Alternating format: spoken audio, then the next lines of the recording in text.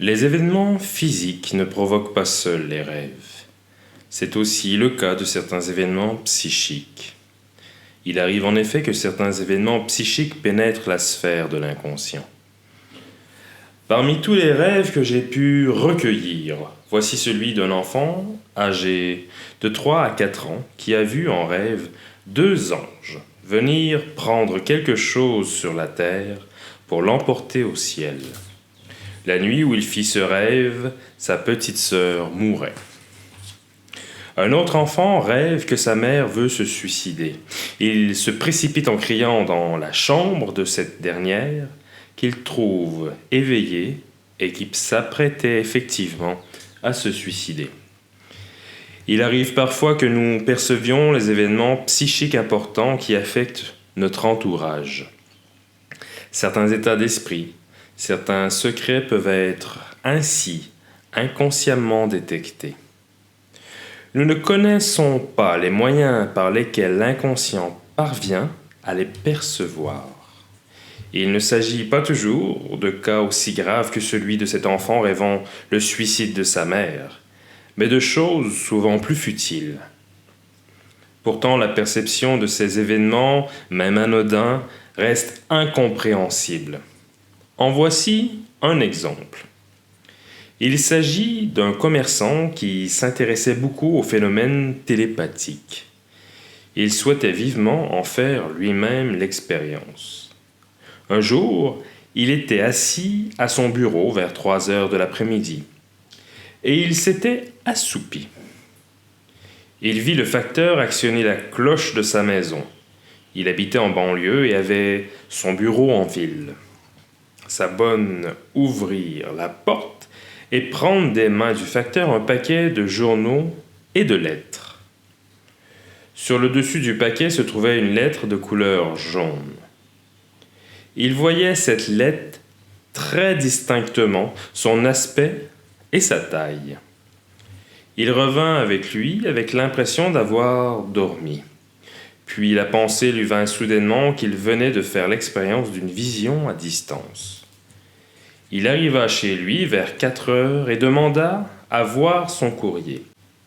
Le paquet de lettres se trouvait bien sur la console du vestibule, ainsi qu'il l'avait vu, mais sans lettre jaune. Il pensa alors s'être trompé.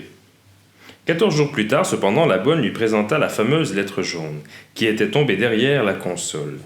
Il prit la lettre, se demanda avec un peu d'inquiétude ce qui pouvait bien se trouver dedans. Mais elle ne contenait que le prospectus d'une soirée quelconque, une chose tout à fait futile. Mon expérience m'a souvent mis en présence de tels phénomènes, et j'ai pu constater que les choses les plus absurdes se glissent parfois dans les rêves de façon à devenir prévisibles. Ces phénomènes se produisent généralement à un moment où l'on souhaiterait justement ne pas y croire. On pourrait parler ici d'une source illégitime du rêve. Ce même phénomène s'applique parfois à des choses que l'on ne devrait pas savoir et que l'on presse tout de même, grâce à cette faculté que possèdent certains de percevoir les états psychiques dont l'atmosphère est imprégnée. J'avais ainsi un collègue un peu singulier, mais qui avait des idées intéressantes. Il vivait avec sa femme, ses 2 enfants et une bonne, dans une maison située à la campagne. Il mettait par écrit le récit de tous les rêves qu'il se faisait chez lui, ainsi que ceux des patients qu'il recevait à la maison. Il était tout simplement ahurissant de constater à quel point les problèmes de ses patients pouvaient se répercuter dans les rêves de la bonne, de sa femme et de ses enfants. Ce type de phénomène ne se produit pas que dans les rêves, mais aussi en société. Par exemple, quelqu'un entre dans une pièce et l'atmosphère s'en ressent aussitôt, car il émane de cette personne quelque chose d'indéfinissable, mais qui est ressenti par tous.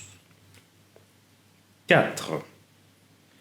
Nous avons déjà mentionné les sources somatiques, les sources psychiques et les sources physiques du processus onirique. Certains événements passés peuvent aussi être à l'origine du rêve.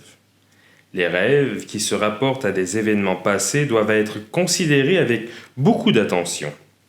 Lorsqu'un nom historique apparaît dans un rêve qui pourrait être significatif, j'ai pour coutume de rechercher ce que ce nom représente dans la réalité. Je me dois alors de considérer, pour expliquer le rêve, les raisons pour lesquelles ce personnage historique a pu se distinguer et dans quel contexte. Curieusement, j'ai eu justement aujourd'hui à traiter un tel cas. Ma patiente est une dame à l'esprit supérieur dont l'existence est avant tout intellectuelle et qui entretient de très mauvaises relations avec le monde des profondeurs. Voici le rêve qu'elle m'a rapporté. Elle se trouvait en présence d'un cercle formé par des lions à l'aspect dangereux. Au milieu du cercle, elle voit une fosse qui semble remplie de quelque chose de chaud. Elle sait qu'elle doit descendre dans cette fosse et s'y engloutir. Elle descend dans la fosse. Au moment où il ne lui reste plus qu'une épaule à plonger dans le brasier, elle s'exclame « Non, je ne resterai pas en dehors, je passerai aussi dans le feu. » Et elle achève de s'y immerger. Ce rêve met parfaitement en lumière le problème qui depuis toujours affecte cette patiente. Elle-même, tant qu'elle me parlait de son rêve, elle me cita saint Eustache, me disant qu'il était son patron. La légende de saint Eustache s'accorde en effet parfaitement au rêve. Eustache et sa famille s'étaient convertis au christianisme et mourut martyr vers 118 après Jésus-Christ. On les avait d'abord jetés aux lions, mais les lions avaient refusé de dévorer la famille sainte. Alors on fit chauffer à blanc un taureau d'airain qui servit à les supplicier en les brûlant vifs. Ma patiente n'avait pas connaissance de cette histoire. L'émergence dans le rêve d'événements passés est extrêmement difficile à expliquer. Dans le cas présent, le rêve s'est montré aussi précis que si ma patiente avait consulté un livre des saints dans ma bibliothèque. Il pourrait également s'agir d'une cryptomnésie. Dans ce cas, ma patiente aurait effectivement eu connaissance de cette légende, mais l'aurait oubliée. Il existe des exemples célèbres de cryptomnésie. Nous aurons l'occasion d'en reparler. Ce qui nous intéresse ici, ce sont ces cas où la personne ne possède absolument aucune connaissance sur le sujet dont traite son rêve, peut-être parce qu'elle n'y a jamais pris intérêt. Ces cas existent et il se révèle alors toujours profitable d'aller consulter des livres pour en comprendre l'origine. J'ai déjà évoqué le cas singulier de ce malade mental qui avait reproduit tout seul une séquence symbolique avant même que le texte de cette séquence, un papyrus grec, n'ait été déchiffré. Cela paraît très extraordinaire, mais nous devons nous faire à cette idée que de tels phénomènes se produisent réellement et que l'inconscient est tout à fait même de reproduire certains faits historiques.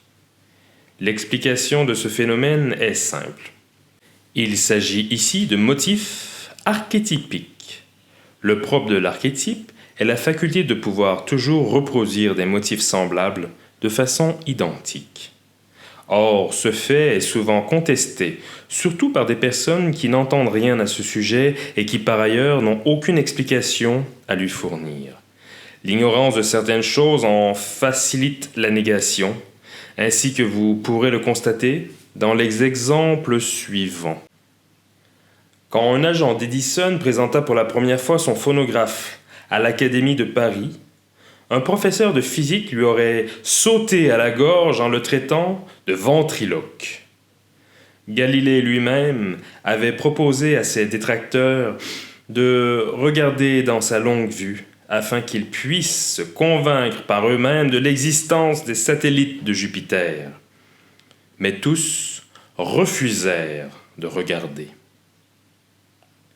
Une assemblée ultérieure, le 8 novembre 1938. Carl Gustav Jung.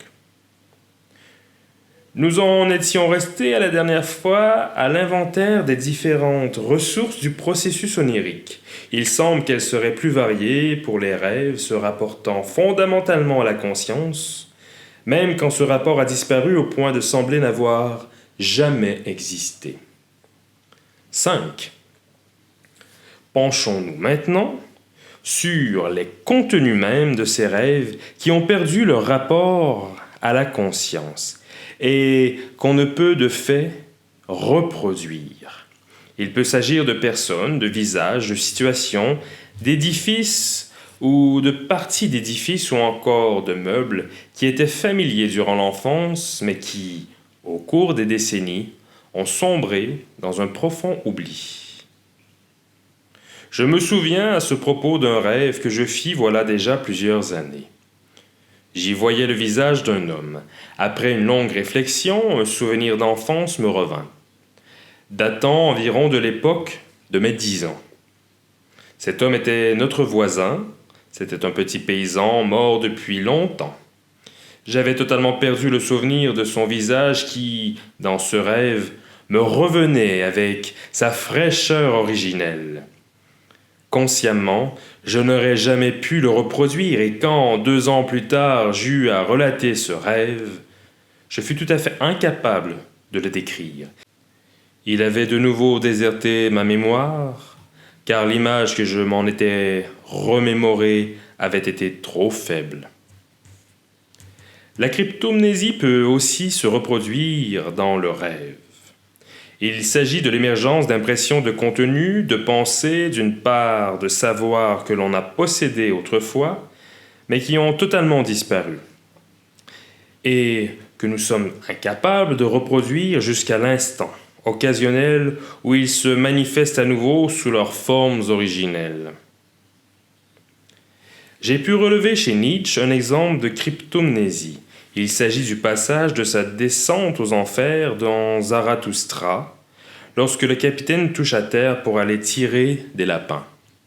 J'ai demandé à Madame Forster Nietzsche, en sa qualité de sœur de l'auteur, et dont la seule personne à même de donner des renseignements sur son enfance, si Nietzsche n'aurait pas emprunté ce thème au Blatter Haus Prévost de Justinus Kerner. Elle m'informa qu'il avait effectivement, avant sa 11e année, lu ce livre avec elle dans la bibliothèque de leur grand-père. Le célèbre psychologue et philosophe genevois Théodore Flournoy a également traité de tels cas dans son livre « Des Indes à la planète Mars ». Ce titre peut paraître fantaisiste, mais il s'agit en réalité d'un ouvrage scientifique.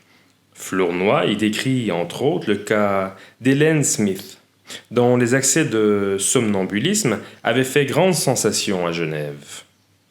Il s'agissait en réalité, dans ce cas, d'un rapport amoureux caractéristique entre le sujet et son animus.